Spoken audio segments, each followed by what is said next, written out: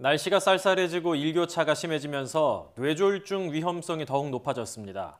보통 뇌졸중으로 쓰러진 환자들의 경우 어느 날 갑자기 쓰러졌다 이렇게 생각하기 마련인데요. 그만큼 뇌졸중은 갑자기 발병하기 때문에 더욱더 무서운 질환이기도 합니다. 네, 그런데 이 뇌졸중이 발병하기 전에 일시적인 전조 증상이 나타난다고 하는데요. 일명 미니 뇌졸중이란 전조 증상에 대해서 자세히 알아보도록 하겠습니다.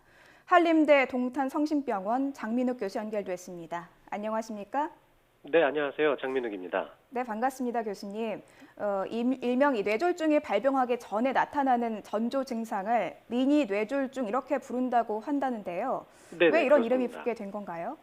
이게 미니 뇌졸중이 뇌졸중 증상이 한번 발생했다가 24시간 이내에 사라지는 걸 말하기 때문에 보통 그렇게 부르고요. 네. 대부분은 수십 분 이내에 사라지기 때문에 가볍게 여길 수도 있지만 이게 어떻게 보면 뇌혈관에 이상이 있다고 알리는 경고 증상이기 때문에 가볍게 여길 일만은 아니죠.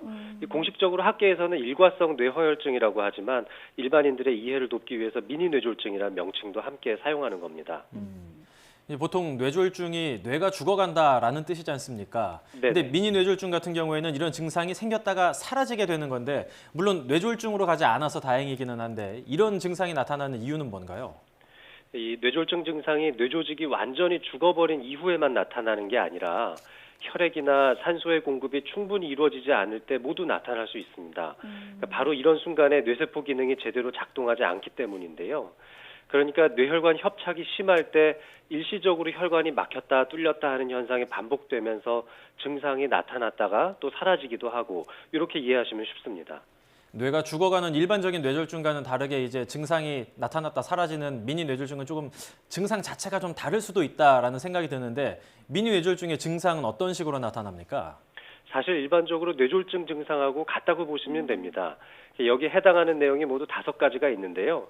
갑작스러운 편측 팔다리나 얼굴의 위압감 같은 게 나타나는 증상이나 또 두 번째로는 갑작스러운 의식장애 또는 언어장애, 또 세 번째로 갑작스럽게 시야장애가 나타나거나 또 네 번째로는 보행장애나 이 어지러움증 때문에 균형 잡기가 어려울 때, 또 마지막으로는 설명이 잘 안 되는 갑자기 생긴 극심한 두통이 여기에 해당되는 내용입니다. 이런 편측마비나 의식장애의 경우에는 병원에 빨리 오는 경향이 있지만 두통이나 어지러움증 환자는 늦게 오는 경향이 있습니다. 따라서 이 5가지 증상을 잘 숙지하고 있다가 병원에 늦게 오는 일이 없도록 해야 됩니다.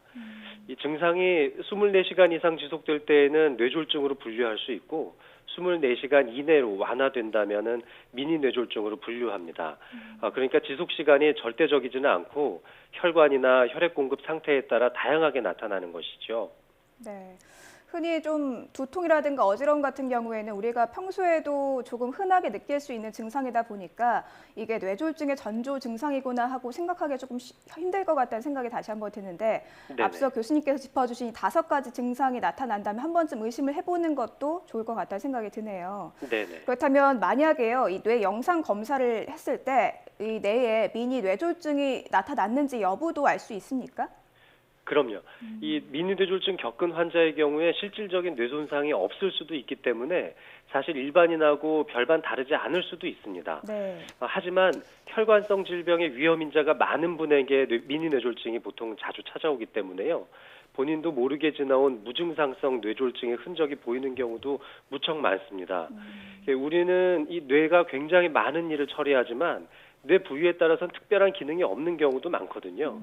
그러니까 뇌졸중 환자라 하더라도 증상이 매우 다양하게 나타나기도 하고 또 일부 환자에서는 증상이 전혀 없기도 합니다. 그러니까 우연히 촬영한 뇌 영상 검사에서 뇌졸중이 확인되기도 하죠. 그러니까 미니 뇌졸중을 겪은 환자일수록 바로 이런 무증상성 뇌졸중 흔적이 자주 발견되는 것도 이런 이유 때문입니다. 지금 저희가 짚어보고 있는 미니 뇌졸중이 뇌졸중의 이제 전조 증상이다 이런 얘기를 하고 있는데 네. 미니 뇌졸중을 한번 겪은 사람이라면 아무래도 뇌졸중이 발생할 가능성이 좀 높다 생각할 수가 있겠는데 발병 확률 어느 정도 됩니까? 이 미니 뇌졸중을 경험했던 환자들 중에 10%, 그러니까 한 10명 중 1명꼴로는 실제 뇌졸중이 3개월 안에 생깁니다. 그러니까 이 중 대부분은 3개월까지 가지 않고 또 72시간 이내에 발생된다고 알려져 있기 때문에 미니 뇌졸중 증상이 있으면 72시간 이내에 서둘러서 병원에 와서 진단을 받아보는 게 중요하죠.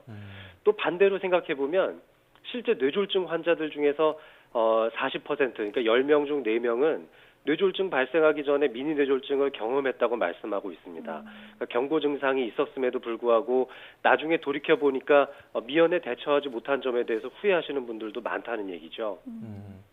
뇌졸중에 대한 이제 위험이 상당히 높은 가운데 미니 뇌졸중을 한번 겪었던 사람들은 72시간을 상당히 좀 중요하게 생각을 해야겠다는 생각이 드는데 네네. 이런 미니 뇌졸중 특히 조심해야 하는 사람 또는 그런 시기 같은 게 있다면 어떤 게 있을까요? 네, 아주 중요한 질문인데요. 이 고혈압이나 당뇨, 그리고 고지혈증과 같이 혈관성 질병의 위험 요소를 가지고 계신 분들이요. 그리고 심방세동과 같이 부정맥을 앓고 계신 분들, 또 흡연 많이 하시는 분들도 다 조심해야 합니다. 이 시기에 대해서는 사실 전문가들 사이에서도 의견이 좀 다르고 최근 연구에서는 시기와 상관없이 뇌졸중 발생률이 1년 내내 평준화된 것으로 확인되고 있어서 어느 시기에 특히 더 조심해야 된다 이렇게 말씀드리기는 어렵습니다. 계절에 맞는 적절한 대비가 필요하겠는데요. 요즘과 같은 환절기에는 일교차가 굉장히 크기 때문에 기온이 급격하게 떨어지고요. 여분의 외투 같은 걸 준비하는 것이 좀 현명한 대처법이 되겠습니다. 네, 그런데 이 전조 증상이라는 게 어떻게 보면 우리 몸이 보내는 경고 신호 이렇게 좀 해석을 할 수 있지 않습니까, 교수님? 네네, 그렇습니다. 네, 그렇기 때문에 이런 미니 뇌졸중도 평소에 좀 신경 써서 관리하면 오히려 더 큰일, 그러니까 뇌졸중을 막을 수 있지 않을까 싶은데 어떻습니까? 그렇죠. 미니 뇌졸중 한마디로 뇌졸중 전조 증상이니까 이걸 통해서 그 혈관 질환에 대한 관심이나 관리를 더 철저히 하게 할 수 있는 좋은 계기입니다. 그러니까 건강에 대해서 적색 신호등처럼 생각하시고 적절하게 대처한다면 오히려 더 건강한 인생을 계획할 수 있습니다. 만약에 미니 뇌졸중을 경험하셨다면은 너무 놀라지 마시고 병원에서 그 원인을 찾아보고 그에 맞는 적절한 치료를 하신다면은 뇌졸중뿐만 아니라 심장질환, 또 말초동맥질환과 같은 전반적인 혈관성 질환에 대해서 대책을 세울 수 있습니다. 어떻게 보면 좋은 기회가 될 수도 있는 겁니다. 해외에서는 이 셀카를 찍던 한 여성이 화면 속에 자신의 얼굴이 너무 부자연스럽게 움직이는 걸 보고 자신이 미니 뇌졸중에 걸렸구나 이걸 눈치채서 병원에 갔다는 내용이 알려져서 화제가 되기도 했었는데 자신이 이렇게 미니 뇌졸중인지 아닌지 알 수 있는 자가 진단법 같은 게 있을까요? 네, 지금부터 제가 말씀드린 자가진단법을 잘 숙지해 두시면 좋습니다. 첫 번째로는 거울을 보면서 웃음을 지어보거나 크게 이 하고 발음했을 때 얼굴 모양의 좌우가 평상시와 다르다면 안면마비를 의심해 볼 수 있습니다.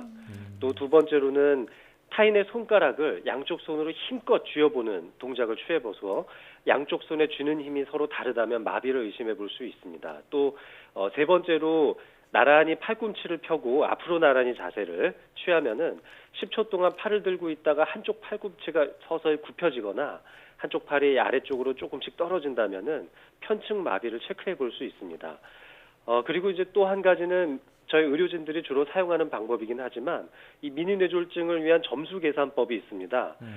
연세가 60세보다 더 많거나 또 고혈압이나 당뇨가 있다면 1점씩을 부여하고요. 또 이 미니 뇌졸중 증상이 10분 이상 되면 1점, 또 1시간이 넘으면 2점을 주는 방식이죠. 또 마지막으로는 증상의 종류인데요. 편측마비면 굉장히 중요한 증상이니까 2점을 주고 마비 없이 그냥 발음만 이상하다고 생각이 되면 1점만 줘서 이 모든 점수의 합계가 4점 이상이면 위험도가 매우 높다고 평가하고 있습니다. 그러니까 예를 들면은 65세 이상의 여자분이 평소 당뇨도 있었는데 발음 장애가 한 20분 정도 있었다. 그러면 나이랑 당뇨에서 1점을 주고 증상의 종류와 지속 시간에서 1점씩 줄 수 있어요. 그래서 총 4점이 되겠죠. 이런 환자는 위험도가 높은 환자라는 얘기입니다. 이렇게 점수 계산법에서도 잘 나타나듯이 증상의 지속 시간이 10분을 넘기는지 또 1시간을 넘기는지도 상당히 중요하다고 할 수 있습니다. 뇌졸중의 전조 증상인 미니 뇌졸중에 대해서 지금까지 한림대 동탄성심병원 신경과 장민욱 교수였습니다. 오늘 말씀 감사합니다. 네, 요즘 같은 환절기에는 이런 뇌졸중 위험이 굉장히 높아집니다. 특히 연세가 많으신 분들은 더 위험할 수 있는데요. 저희가 앞서 뇌졸중 자가 진단법을 자세히 한번 살펴봤지 않습니까? 한 번쯤은 뇌가 몇 점 정도 되는지 짚어보는 것도 좋을 것 같습니다. 네, 요즘 또 행락철이어서 산이나 들로 많이 나가실 텐데 그때마다 사진을 찍을 때 조금 어색하다 생각하지 마시고 활짝 웃으시면서 사진 찍고 한 번씩 확인해 보는 것도 좋을 것 같습니다.